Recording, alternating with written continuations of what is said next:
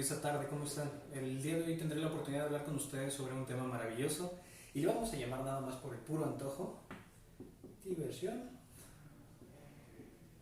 con contratos. Específicamente de un tema relacionado con el licenciamiento. Esto desde el punto de vista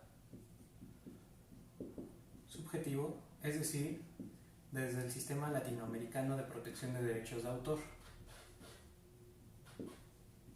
No necesariamente el que conocemos como copyright, ¿sale? Que es aquel que protege todo este universo de obras en el sistema objetivo, en el sistema anglosajón, en el cual ya tenemos diferentes condiciones y diferentes tratamientos que no necesariamente aplican a nuestro sistema latinoamericano. He recibido un par de dudas relacionadas a cómo hacer un contrato. Trataré de no ser tan teórico con este tema, sin embargo es puntual el atender ciertas consideraciones. Por ejemplo, el hecho de entender el objeto. No voy a hacer un debate ni un énfasis sobre lo que podría ser objeto indirecto, objeto directo, porque el video podría hacerse muchísimo más largo. Sin embargo, les voy a decir que deben de atender dos consideraciones. La primera, el objeto relacionado con el hacer, no hacer, o el dar o entregar, que algunos consideran como el objeto directo del contrato. Después tenemos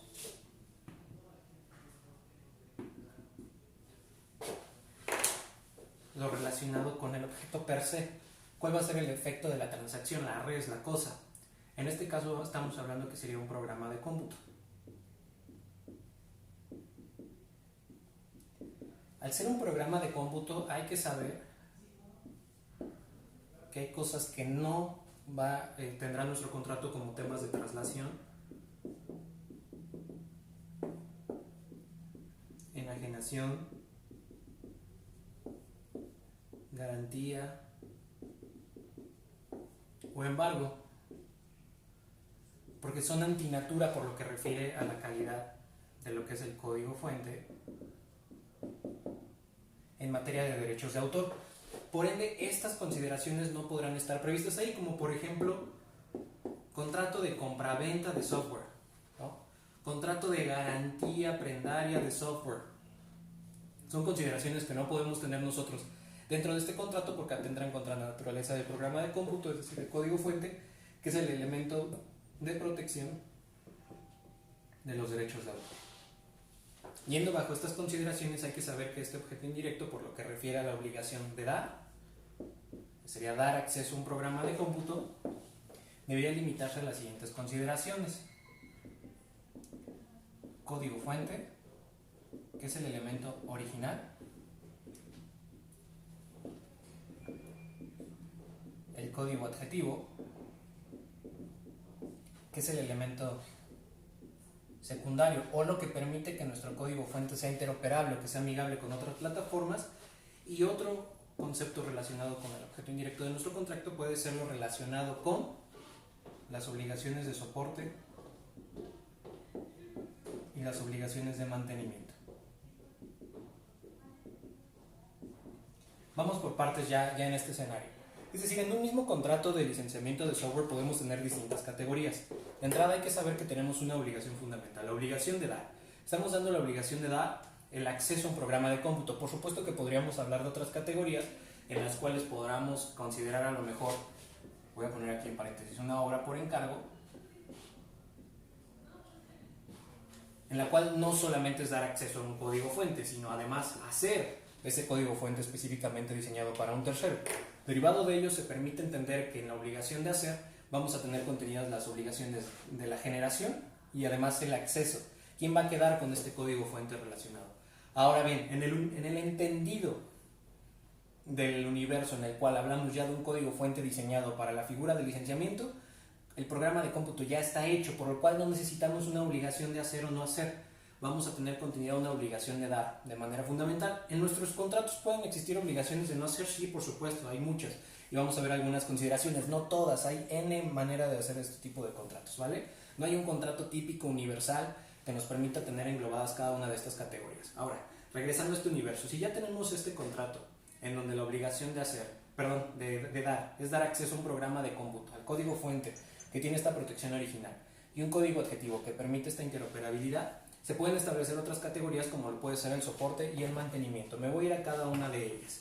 ¿Cómo podemos distinguir estas obligaciones dentro de un contrato y cómo les podemos dar este valor? Muy sencillo.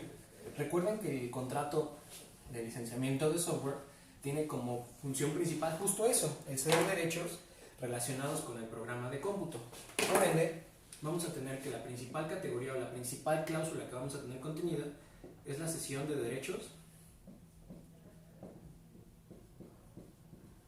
cláusulas sugeridas, ¿vale? Quiere decir que no son inmutables, no son las únicas, pueden inclusive ustedes pensar en otras adicionales, se pueden poner tan creativos como ustedes quieran y comenzar a redactar las cláusulas felices que se imaginen. La cesión de derechos es la fundamental. Ya te lo decía antes, en el universo de protección subjetiva no tenemos una regulación en la cual se obligue al titular de derechos de autor a ceder de manera fundamental y absoluta sus derechos de autor respecto de una obra, como sería en el sistema copyright. Así tenemos que establecer una cesión de derechos limitada o puede ser ilimitada, y esto entre comillas, porque es uno de los estados de excepción que nos establece la Ley Federal de Derechos de Autor. La Ley Federal de Derechos de Autor dice que la regla general es que deben de ser de 5 años, máximo de 15 años. Si llegas a exceder este lapso, necesitas la autorización de indautor, ¿sale? El único estado de excepción a esta limitante del artículo 33 de la Ley Federal de Derechos de Autor es hablando de programas de cómputo.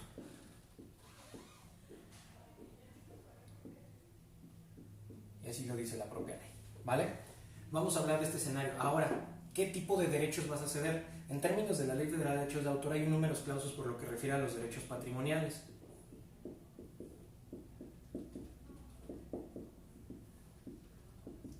Por ejemplo, si habláramos específicamente de este universo de obras literarias, ¿cuál sería un derecho patrimonial que valdría la pena colocar en este escenario? Puede ser el de exhibición pública, el de reproducción, el de interpretación, el de ejecución, el de distribución. En este caso, como es un derecho patrimonial vinculado a una obra de naturaleza digital, podríamos considerar, por ejemplo, el de reproducción. Y lo podemos limitar. ¿Cuántas copias vamos a permitir sacar? ¿Sale? Esto lo podemos poner desde nuestro contrato de cesión. Ahora, la segunda cláusula inmediata, ¿cuál sería? Regalía. Hay que recordar que en términos de nuestra Ley Federal de Derecho de Autor y artículo 8 del reglamento de la Ley Federal de Derechos de Autor, esta regalía es una contraprestación irrenunciable a favor del autor. ¿Qué implica esto? Que forzosamente se le tiene que pagar una cantidad económica. Esta cantidad económica implica forzosamente dinero, no. El factor económico nos habla de dos hipótesis: dinero o bien, un bien que se encuentre dentro de la circulación económica. Por ejemplo, el autor puede decidir que se le pague N cantidad de dinero o bien que se le pague N cantidad de bienes. De esta manera se tiene por satisfecho el pago de la regalía. Así, por ejemplo, el pago mínimo pueden ser 10 centavos, que es la moneda de menor circulación en nuestro país, como un bien de circulación económica. 10 kilos de aguacate, en México está muy caro el aguacate, entonces vamos a establecer este pago. Es una regalía que debe estar prevista. Ahora, ¿puedo yo renunciar a la regalía? No, es irrenunciable. Hay criterios de la Suprema Corte de Justicia de la Nación que hablan de la regalía irrenunciable e inembargable, como todos los derechos de autor, ¿sale? Entonces es importante seguir estas reglas para poder entender que la regalía también podrá ser deberá de tener estas limitantes, sabiendo que no podemos nosotros eximirla de la aparición en el contrato. Si en dado caso olvidamos colocar esta cláusula de nuestro contrato, el Instituto Nacional de Derechos de Autor tiene un arancel.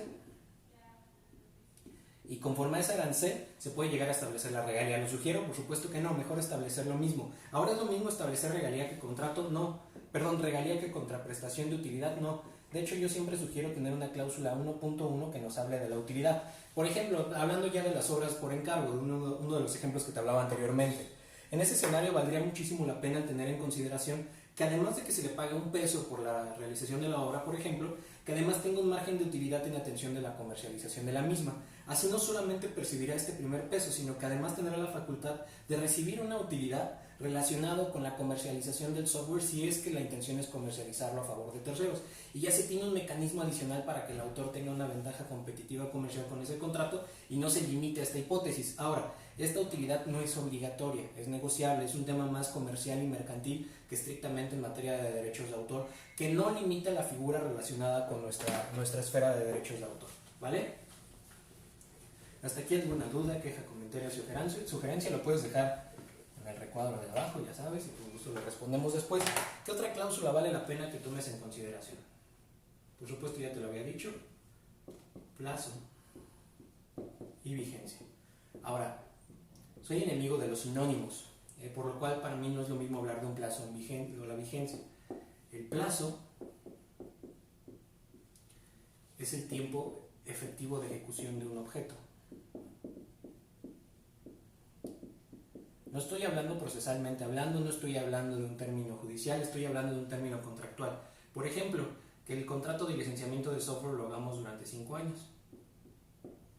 Sin embargo, decidimos que la vigencia del contrato será de 10 años por temas de confidencialidad. No Disclosure Agreement. ¿Por qué? Porque a lo mejor el solicitante de la creación del software le compartió información confidencial al autor de la obra y no se va a poder compartir durante este término de 10 años que no tiene que ver con el plazo efectivo de la ejecución. Entonces tenemos un plazo de ejecución y además una vigencia que tiene que ver con la vida del contrato.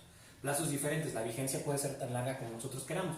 Por supuesto que si hablamos de licenciamiento también vale la pena tener una protección superior por lo que refiere a la vigencia, por lo que refiere a soporte y mantenimiento, que ahorita voy a hablar de ello. Hay otros objetos dentro del contrato, objetos secundarios. ¿Cómo podrían ser estos? El soporte y mantenimiento. Por supuesto que puede haber muchos ingenieros, programadores, arquitectos web o cualquier otro profesionista que sepa más de la materia en este sentido. Sin embargo, trataré de dar una humilde apreciación por lo que refiere al aspecto jurídico. Me bastaré en ello. El soporte tiene que ver con el 24/7 o el 01800. ¿En qué sentido? Además de darte el acceso a este código de programación, a este código fuente, te voy a dar un soporte para que tú tengas activa tu herramienta, la tengas en línea, que puedas tener esta ayuda, ¿no? Este 01800 que te permite saber que tu software está funcionando de buena manera, sobre todo cuando encuentres errores en la plataforma. Ahora, el mantenimiento. ¿Cómo podemos entender el mantenimiento? Como aquellas actualizaciones, versiones o mejoras que puede llegar a tener el programa de cómputo durante la vigencia del contrato. De ahí que es indispensable sobre todo establecer este tema relacionado con la vigencia, porque quizá mi licenciamiento es durante los primeros 5 años, ya tengo la renta garantizada esos 5 años.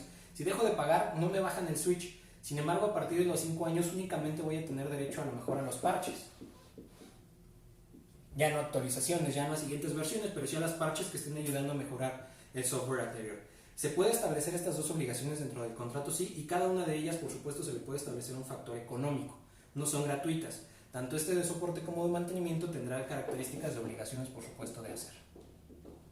O en su caso, mantenimiento, inclusive de dar. Depende también la técnica de redacción, pero cada una de estas será indispensable para el funcionamiento, sobre todo de estos softwares.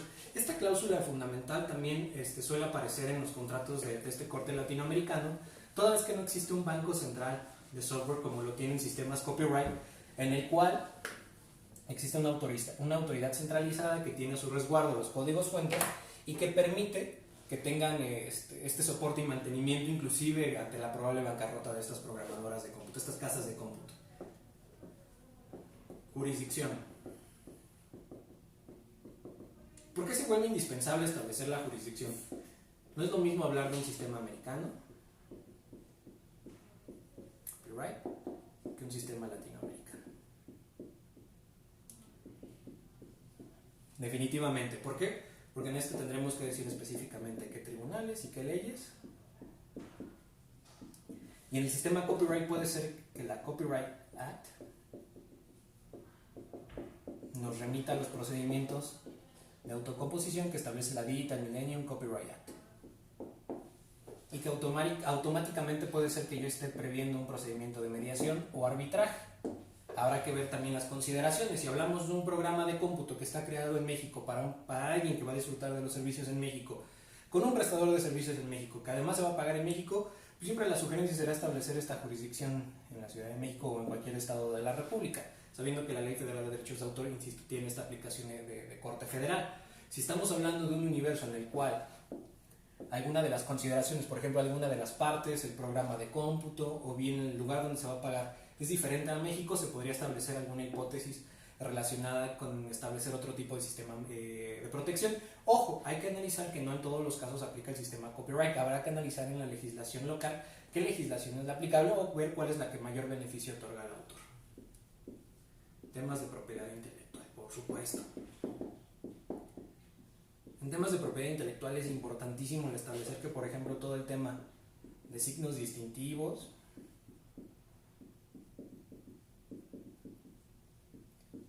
o nombres comerciales, quién va a ser el titular de los mismos, quién va a aprovechar los mismos, quién tiene derecho a explotarlos, si ya estuvieron generados antes del contrato, si se van a generar como concepto del contrato, quién va a ser el titular del código fuente, importantísimo. Según nuestra Ley Federal de Derechos de Autor, si nosotros no establecemos esta condición desde el momento en que generamos el contrato, sobre todo los contratos de obra por encargo, se entenderá que ambas partes, es decir, el solicitante y el autor comisionado, tienen facultades para ejercerlo en igualdad de circunstancias, en igualdad de porcentajes y obviamente en igualdad de utilidades. No siempre se establece de esa manera en los contratos, sobre todo de corte laboral. Hay que ser muy puntuales en el hecho de saber que hay que saber cómo vamos a administrar nosotros los derechos patrimoniales del código fuente para colocarlo adecuadamente en el contrato y que después esto no nos genere una complicación. ¿Vale? 7. Penalizaciones. He visto que en otros lados lo escriben como penalidades. Penas. Casos de incumplimiento. ¿Qué pasa, por ejemplo, si me bajas el switch al mantenimiento? ¿Qué pasa si me bajas el switch al soporte? ¿Qué pasa si de pronto yo prendo mis equipos y ya no tengo instalado el código fuente? ¿Qué pasa, por ejemplo, si llega algún tercero a reclamar? Todas esas hipótesis deben estar previstas aquí, por supuesto que también en el contrasentido. ¿Qué pasa si me dejas de pagar la regalía? ¿Qué pasa si me dejas de pagar la utilidad? Se tendrá que establecer y ver bajo qué consideraciones se puede llegar a resolver de manera económica y amigable cada uno de estos supuestos. ¿Vale? Por lo demás, no hay mayores limitantes y consideraciones que las que nos establece la propia Ley Federal de Derechos de Autor. No establece un contrato típico para ello. Si nos habla de un contrato de licenciamiento, sí, por supuesto se está licenciando, puede ser de manera exclusiva o no exclusiva. Sin embargo, sí es importante entender, no hay un contrato tipo, no hay un contrato único, no hay una manera absoluta de poder decir así vamos a entender los contratos, estos son los únicos modelos, ya descubrí el hilo negro y nadie más lo puede llegar a utilizar porque eso no existe. Esto nos permite saber más o menos qué estructura pueden llegar a tener los contratos y dependiendo cada una de las materias que nosotros nos dediquemos como abogados podemos meterle un poco más de nuestra experiencia y por supuesto también hay que escuchar qué es lo que nos está pidiendo la parte comercial y la parte creadora. Es fundamental tener claro hasta dónde es el alcance, cuáles son las obligaciones y cómo traducirlo adecuadamente para llevar a cabo un contrato. Pues bueno, hasta aquí esta breve sesión relacionado con los contratos en materia de software de este licenciamiento. Sistema latinoamericano es muy breve, por supuesto, únicamente es a nivel de la aproximación de lo que incluye. Siempre la sugerencia estará en buscar un abogado o un programador o un arquitecto o un ingeniero en materia de informática o software que conozca sobre la materia para estar bien informado sobre cada uno de los escenarios. Y pues hasta aquí este breve episodio de Diversión con Contratos. Espero que haya sido de su agrado y nos estamos viendo en próximas cápsulas.